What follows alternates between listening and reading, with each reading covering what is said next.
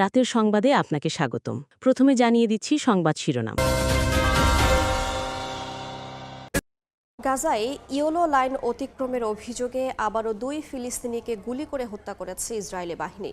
খান ইউনিস ও বুরেইজি শরণার্থী শিবিরে হামলায় এক শিশুসহ নিহত হয়েছেন 2 জন। পশ্চিম তীরেও হামলা অব্যাহত রয়েছে। এদিকে যুদ্ধবিরতি লঙ্ঘন করে লেবাননে চালানো ইসরায়েলি হামলায় 3 জন নিহত হয়েছেন।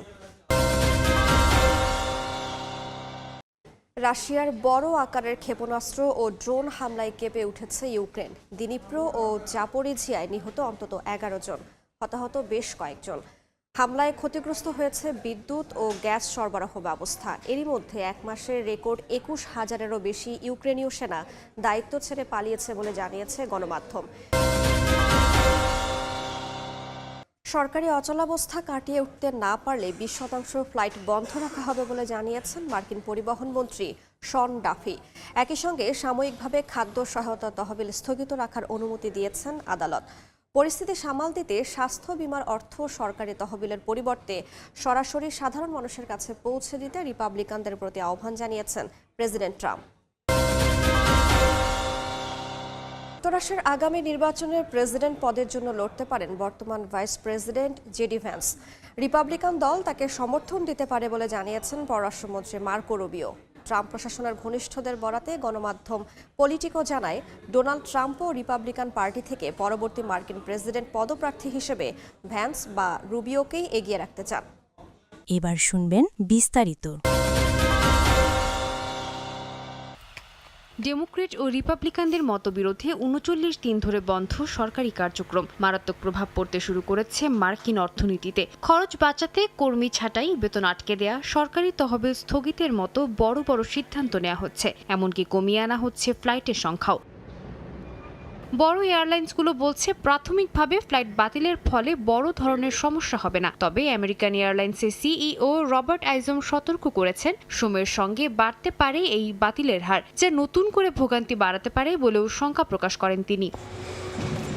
এদিকে শাটডাউনের ফলে মুখ থুবড়ে পড়েছে মার্কিন সামাজিক সহায়তা ব্যবস্থাগুলো। এর মধ্যেই খাদ্য সহায়তা ব্যবস্থা বা স্ন্যাপের কার্যক্রম সাময়িকভাবে বন্ধ রাখার অনুমতি দিয়েছেন আদালত।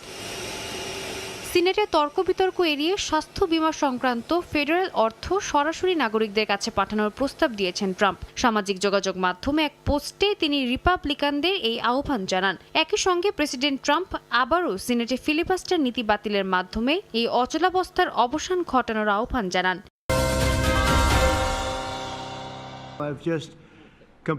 মার্কিন প্রেসিডেন্ট হিসেবে ডোনাল্ড ট্রাম্পের দায়িত্বের 1 বছরও পেরোয়নি। এর মধ্যেই শুরু হয়েছে হোয়াইট হাউসের পরবর্তী উত্তরাধিকার কে হবেন সেই নিয়ে আলোচনা। ট্রাম্পের ঘনিষ্ঠ সূত্রের বরাতে গণমাধ্যম পলিটিকো জানায়, পররাষ্ট্রমন্ত্রী মার্কো রুবিওর মতে 2028 সালে হতে যাওয়া নির্বাচনে রিপাবলিকান দল থেকে মার্কিন প্রেসিডেন্ট পদপ্রার্থীর টিকিট পাবার দৌড়ে ভাইস প্রেসিডেন্ট জেডি ভ্যান্সি এগিয়ে রয়েছেন। এমনকি প্রয়োজন হলে তাকে সমর্থন দেবেন বলেও জানিয়েছেন রুবিও। ঘনিষ্ঠ আরেক সূত্র জানায়, রুবিও স্পষ্টভাবেই জানিয়েছেন ভ্যান্স রাজি হলে রিপাবলিকান দলের মনোনয়ন তারই হবে। ট্রাম্প নিজেও একাধিকবার বলেছেন ভ্যান্স ও রুবিওর একজন তার উত্তরসূরি হতে পারেন। এক জরিপে দেখা গেছে, ট্রাম্পকে ভোট দেয়া রিপাবলিকানদের মধ্যে 35% ভ্যান্সকে 2028 সালে প্রেসিডেন্ট পদপ্রার্থী হিসেবে দেখতে চান। সেই তুলনায় রুবিওর জনপ্রিয়তা মাত্র 2%। বিশ্লেষকদের মতে এই সমর্থন ইঙ্গিত দেয় যে মেক আমেরিকা গ্রেট এগেইনের ধারাবাহিকতা বজায় রাখতে ট্রাম্প সমর্থকেরা ভ্যান্সের দিকেই তাকিয়ে আছেন। রুবিও ও ভ্যান্স আগে সিনেট সহকর্মী ছিলেন। প্রতিরক্ষা খাতের গুরুত্বপূর্ণ আইনসহ একাধিক বিল নিয়েও একসঙ্গে কাজ করেছেন। গণমাধ্যম বলছে দুজনের মধ্যে ঘনিষ্ঠ সম্পর্ক রয়েছে এবং তারা নিয়মিতভাবে একসঙ্গে মধ্যাহ্নভোজ করেন। ভ্যান্স নিজেও এক পডকাস্টে রুবিওকে তার প্রশাসনের সেরা বন্ধু হিসেবে আখ্যা দিয়েছেন। যুদ্ধবিরতি স্বাক্ষরের পরও নানা অজুহাতে ফিলিস্তিনিদের ওপর হামলা চালিয়ে যাচ্ছে ইসরায়েলি সেনারা। গাজার উত্তর সীমান্তে ইয়েলো লাইন অতিক্রম করার অভিযোগ তুলে হত্যা করেছে আরও কয়েকজনকে। স্থানীয়দের দাবি, যুদ্ধবিরতির পর নির্ধারিত এই ইয়েলো লাইন আসলে অদৃশ্য এক সীমা, যা কোথায় রয়েছে কেউ জানে না। এতে ইসরায়েলি বাহিনীর গুলিতে প্রতিদিনই প্রাণ হারাচ্ছেন সাধারণ মানুষ। হামলা চলছে অন্যান্য এলাকাতেও। নেতানিয়াহু বাহিনীর পুঁতে রাখা বোমা বিস্ফোরিত হয়ে প্রাণ গেছে শিশুরও। স্থানীয় কর্তৃপক্ষের হিসাব অনুযায়ী ইসরায়েল প্রায় 2 লাখ টন বোমা ফেলেছে গাজায়, যার মধ্যে 70,000 টন এখনো নিষ্ক্রিয় অবস্থায় রয়েছে।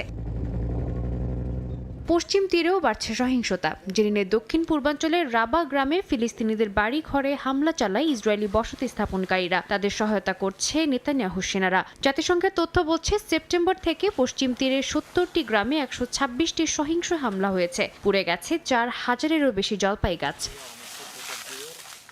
এদিকে গাজার শেখ রাদওয়ান এলাকায় দেখা দিয়েছে ভয়াবহ পানির সংকট। বৃষ্টির পানি ধরে রাখার পুকুরে জমে আছে ময়লা আবর্জনা। ইসরায়েলি হামলায় পাম্প স্টেশন ও নিষ্কাশন ব্যবস্থা ধ্বংস হয়ে যাওয়ায় ওই পানি ছড়িয়ে পড়েছে আশপাশের বসতি ও আশ্রয় শিবিরে। স্থানীয় প্রশাসন জানিয়েছে, পানির স্তর 6 মিটার পর্যন্ত বেড়ে গেছে, যা দুর্গন্ধ, মশা ও সংক্রমণের ঝুঁকি তৈরি করছে। জাতিসংঘের প্রতিবেদনে বলা হয়, গাজার ভূগর্ভস্থ পানির বেশিরভাগ অংশই এখন মারাত্মকভাবে দূষিত। এদিকে লেবাননের দক্ষিণাঞ্চলের কয়েকটি শহরে ইসরায়েলি হামলায় বেশ কয়েকজন নিহত হয়েছেন। আহত হয়েছেন আরও অনেকে। যদিও 1 বছরেরও বেশি সময় আগেই কার্যকর হওয়া যুদ্ধবিরতির পরও ইসরায়েল নিয়মিতভাবে লেবাননে হামলা চালিয়ে যাচ্ছে। এ অবস্থায় ইসরায়েলকে যুদ্ধবিরতি চুক্তি মেনে চলার আহ্বান জানিয়েছে ইউরোপীয় ইউনিয়ন।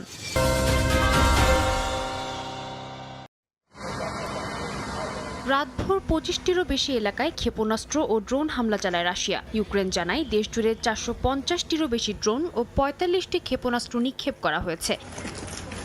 বেশিরভাগই ধ্বংস করা হলেও কিছু আঘাত হানে দিনিপ্র ও জাপোরিজ্জিয়ায়। একটি ভবনে হামলায় বেশ কয়েকজন হতাহতও হয়। দেশটির প্রধানমন্ত্রী ইউলিয়া শিরিদেঙ্কো জানান, খার্কিভ, কিয়েভ ও পলতাভা অঞ্চলের বিদ্যুৎ কেন্দ্রগুলো মারাত্মকভাবে ক্ষতিগ্রস্ত হয়েছে। বহু এলাকায় বিদ্যুৎ ও পানির সংকট দেখা দিয়েছে। জেনারেটরের মাধ্যমে জরুরি পরিষেবা চালু রাখা হয়েছে এবং মেরামতের কাজ চলছে। এই পরিস্থিতিকে আরও জটিল করে তুলেছে ইউক্রেনের সেনা সংকট। দেশটির প্রসিকিউটর জেনারেলের কার্যালয়ের তথ্য অনুযায়ী শুধু অক্টোবর মাসেই 21,600-রও বেশি সেনা দায়িত্ব ছেড়ে পালিয়েছে। সামরিক কর্মকর্তারা বলছেন, যুদ্ধের ময়দানে জনবল কমে যাওয়ায় একই সেনাকে 3 গুণ দায়িত্ব পালন করতে হচ্ছে। একই সঙ্গে অনেক অঞ্চল প্রতিরক্ষা শূন্যতায় পড়েছে। উল্টো দিকে ইউক্রেনের পররাষ্ট্রমন্ত্রী আন্দ্রে সিবিহা দাবি করছেন, আফ্রিকার 36টি দেশের 1400 জনের বেশি মানুষ রাশিয়ার পক্ষে ইউক্রেনের বিরুদ্ধে যুদ্ধ করছে। তিনি আফ্রিকান দেশগুলোর প্রতি আহ্বান জানিয়েছেন, তারা যাতে তাদের নাগরিকদের এ যুদ্ধে যোগ না দিতে সতর্ক করে। এদিকে জার্মানির দাবি, ন্যাটোর হয়ে রাশিয়া সীমান্তের কাছে মোতায়েনের জন্য 8 লাখ সেনা প্রস্তুত রয়েছে। সেনা কর্মকর্তা আলেকজান্ডার সলফ্রিঙ্ক বলেন, রাশিয়া যে কোনো সময় হামলা চালাতে পারে এমন আশঙ্কা থেকে এই পদক্ষেপ। তবে মস্কো এই অভিযোগ নিরর্থক ভয় দেখানো বলে উড়িয়ে দিয়েছে।